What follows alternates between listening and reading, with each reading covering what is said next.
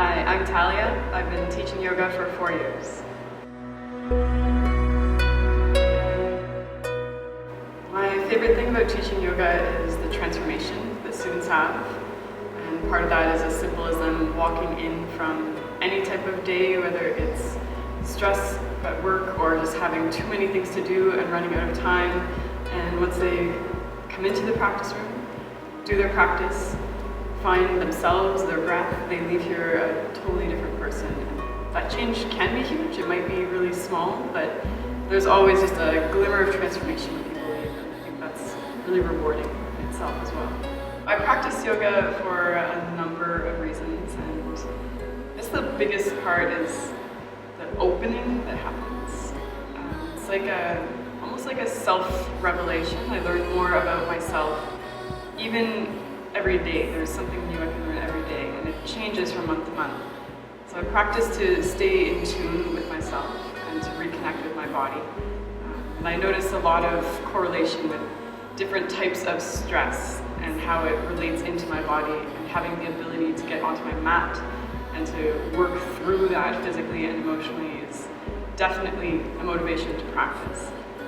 When it comes to inspiration, it's a number of things. There's so many reasons that inspire me, and a lot of that is actually with my friends who are yoga teachers or not, or even like online or Instagram. I get inspired by the improvements and the dedication that I see in my friends and others. It changes everything. It doesn't matter what type of day I've had. The hardest part about getting on my mat is getting to the studio, and as soon as I'm here, I feel way better. Even if my practice isn't what I hoped it to be or wanted it to be, as long as I can get my practice in and have some time to breathe, time for myself, and to be part of the community, share some laughs, it's an amazing thing. It changes my whole day. Warm. Just in general, warm. Moksha makes me feel amazing, especially in the winter. It's so warm. And the big sense of community. So I know that no matter where I travel, no matter where I go, if I'm able to go to a moksha studio, I'm welcomed with an open heart, open arms, right away. It's that immediate sense of connection and community whenever I hear moksha and go to a studio. A fun fact, I used to actually have a clothing line a few years ago, which was pretty awesome in and of itself, but that happened slightly before the recession, and it was difficult to maintain, so it took me now. Still a dream, still kind of working on it secretly behind the scenes. Another fun fact, I actually have a favorite color, obviously, and I have a favorite shape. Not many people do. I really love hexagons. It's really random. I know, it's ridiculous, but yeah, that's a fun fact. I love Jaggy. And I love that it's teal, which is my favorite color ever.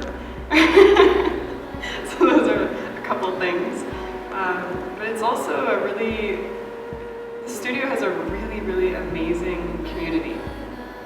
And it's pretty incredible. Like, no matter what happens, no matter how big of an absence I've had or someone else has had, there's still that incredible connection that I find at Moksha Maple. It's a great studio.